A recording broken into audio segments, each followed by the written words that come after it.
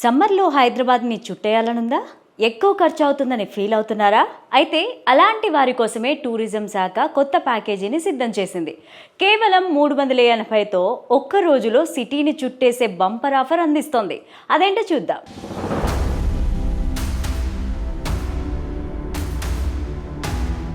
సాధారణంగా సమ్మర్ వచ్చిందంటే చాలు పిల్లల్ని తీసుకొని వెకేషన్కి వెళ్ళాలని సిద్ధమవుతూ ఉంటారు. ఇక హైదరాబాద్లో పలు ప్రాంతాలను చూడడానికి వెళ్తూ ఉంటారు. కానీ ఒక్క రోజులో అన్ని ప్లేసెస్ చూడలేము, కొన్నింటిని మాత్రమే చూడగలం. అందుకే సమ్మర్లో హైదరాబాద్ సిటీ టూర్ వేద్దామని ప్లాన్ చేసుకునే వారికి టూరిజం శాఖ కొత్త ప్యాకేజీని సిద్ధం చేసింది. 380తో సిటీ మొత్తం చుట్టేయచ్చు.